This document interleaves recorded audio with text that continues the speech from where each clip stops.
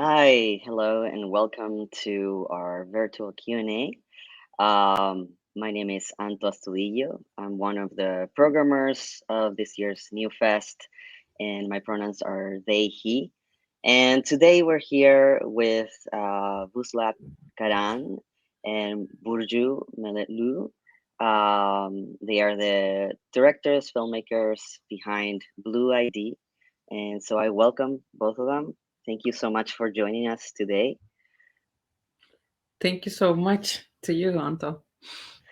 Yeah, and I would love for you to introduce yourselves Mhm. and so we can begin our conversation today. Sure. So I just want to say hello from Istanbul. My name is Burcu Melekoglu. I'm one of the co-directors and producers of Blue ID, and I use she/they pronouns. My name is Vuslat Karan. I'm also the co-director and producer of Blue ID. I use the pronouns she. Thank you for joining us today. I'm really excited to talk a little bit about Blue ID with you and this beautiful journey, Rusgard's journey. And I would like to start by opening the session by asking you to share how this project initiated. How did you get together? How the decision was made of saying, "Yeah, let's go. Let's share my journey." And yeah, I would love to know how everything started. Um, You want to start? Actually, at the very beginning, it was more like something between friends because Rüzgar wanted to do his transition process in hiding, but he couldn't speak any English. So we were sitting with him, and he was googling some info, and usually some YouTube videos were coming up from North America, usually, and we were translating him. There was no sources in Turkish back then. This was like 11 years ago. So it was his idea to start filming, just not to miss the opportunity, because he thought maybe like 5 6 years later he would be comfortable with sharing his story, and it might be useful for someone in Turkey. Um, but 6 months into filming, his story was outed to the press. So then we knew that we were making a film, actually. If you So want to add something. no, that was good. Thanks. I really enjoyed the beginning of the film. It felt pretty much like you were talking about like these first 6 months, right? Like when you and it's something that I've done personally, and I know it's something that a lot of us do in the community. This documentation of our journey. It seems so important to us to, leave some record, some documentation of what we're going through, of the changes of the trans joy of finally finding a way to connect with who we really are. And you can see that at the beginning of the film, the first 15 minutes, we're really enjoying this documentation through using phones. I know that you use Rusgar's phone footage, and so that feels really close to a trans audience like myself. It just felt really close to what a lot of us are doing, and share that joy. And then, there is a turning point in the film, which is what you just described, into the 6 months of documentation. Um, the, the, the, the process is outed. Um, could you tell us about how, you decided to incorporate this into the film, and also maybe let us know about the structure, the way that you structure the film, as sometimes we go back and forth in time, but that is used as a way, to create some kind of narrative. And I would love to know how you structure the film. Sure. Yes, we really intentionally tried to capture the moments where he was just a regular Joe, who was kind of like captured the euphoria that he was finally comfortable with his decision to go forward with his gender affirming process. And he was just surrounded by us, our community, and he was not alone. And he was kind of like enjoying this. Finally coming out and doing something forward with this process kind of feeling.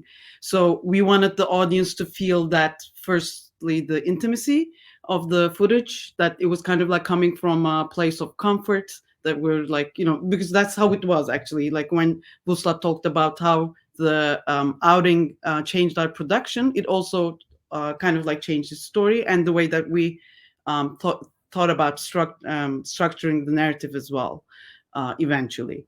So we kind of wanted the audience to feel the disappointment with him when he's outed, because then it's like it becomes about something else, right? It becomes about this bureaucracy and like all the other things that he needs to deal with, as opposed to this thing just being about him, like it should be, like, but everybody has an opinion about it.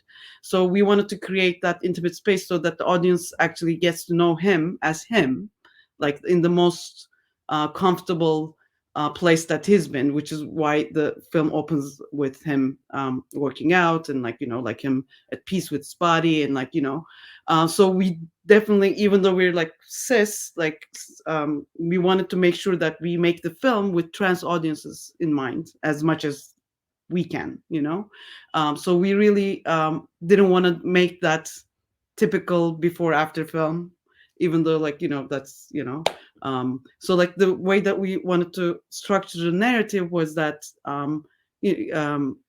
have that moment of disappointment along with the audience, and then we kind of have to go into all the struggles that he has to go through to get that metaphoric and literal recognition from the government, or all these states that kind of like Hmm. dictate um, onto you who you really are. But that's kind of like our approach. Is there anything Yeah. else you want to? No. No.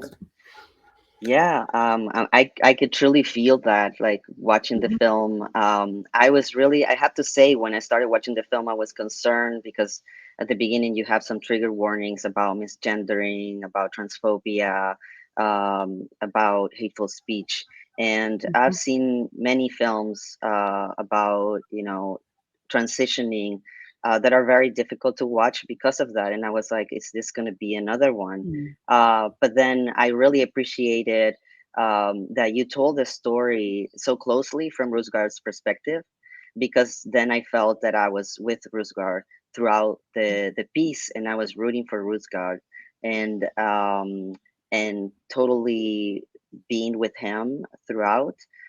So this is one of the reasons why I wanted to talk about the structure, because I really felt it helped to be able to experience the film, and be with, and have the feeling that you're there with him, supporting him the whole time, Mhm. which is really important. And I want to talk about that support, because Rusgar had a really beautiful community around him, and that includes you as well, the people behind this documentary, the friends that are supporting him. Can you let us know about how you wanted to incorporate that community, as I feel like it's so important for trans individuals to have a community, and here you could see the mother, right, being very present with some beautiful moments of Ruska asking for a name to his mom. Is something that I've even thought of, asking my mom for a middle name.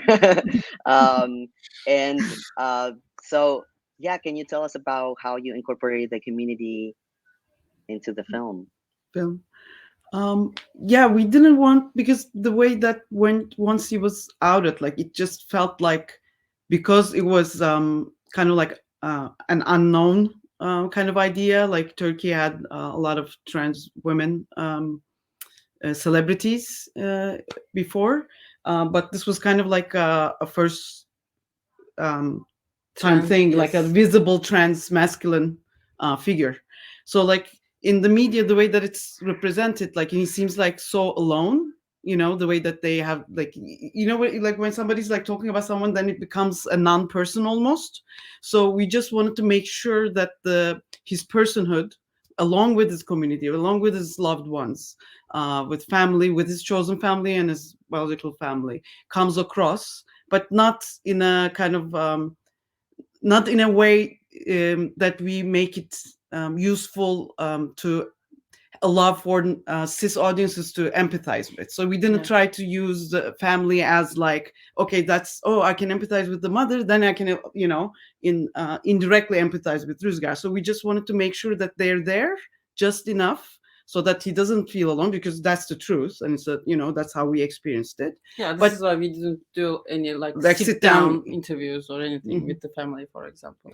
because we didn't want that to kind of like be the gateway or like the trick to get into like oh, this poor mother was like also suffering and they like they have a hard time too. Like, of course that's something that happens, but like we didn't want to highlight that, but still have it enough so that that love, that connection also comes through. Because like, if I think overall, like in the big picture, we believe that if you just leave people be, then people's connections with their family, with their community, with their neighbors, the neighbor who prays for them to like get the blue ID on the first trial, you know what I mean? That's a real neighbor, literally living right next door to Rüzgar, and like they have a connection. So like if you leave alone all these like medias and governments and everything, like people have that connection. So we try to keep those moments so that that feeling that you feel comes across. So we're happy if that worked, kind of, Yeah, exactly. Yeah, it does. It definitely does. And you can totally feel the backlash of the media is so harsh. It's truly so harsh.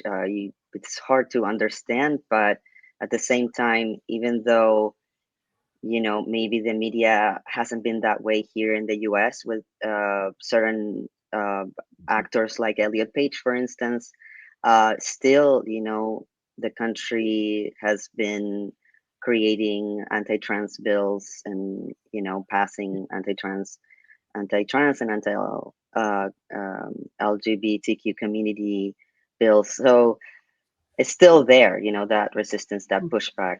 Um, Yeah.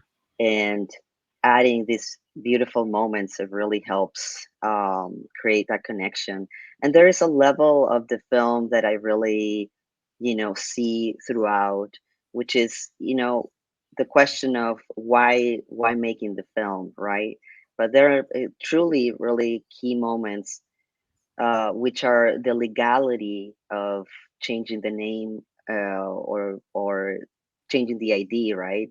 Getting a blue ID, and the impact that that has in the community and the country. Um, there is a moment that one journalist says, "How do you think Rusgar's gender reassignment affected the society?" So you can truly see the impact that the story is having in the country. And I would love to talk about that impact. Like for in the first place, the film has a level of personal impact, that's showing the journey at a personal level, right, and creating these bonds with Rusgar and creating this support around him as well. But then there is, the national impact, and now that you're showing the film everywhere, the international impact of the film. How did you feel about that? And was that something that came from the beginning, or is something that you're finding now as you're showing the film?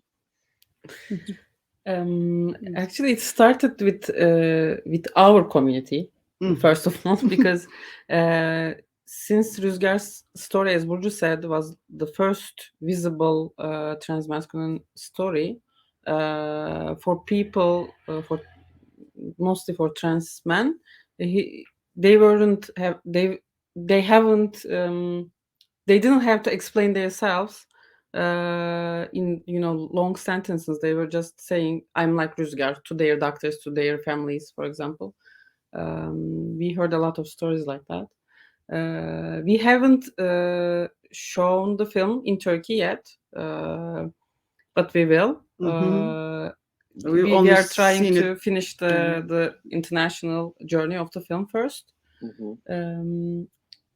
And for the national impact, what would you say? For the national bank, yeah.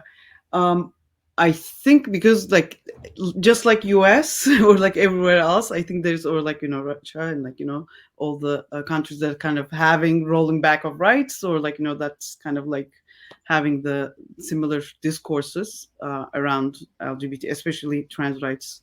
In Yeah. Turkey too, there's like this notion of you don't exist, you come from abroad.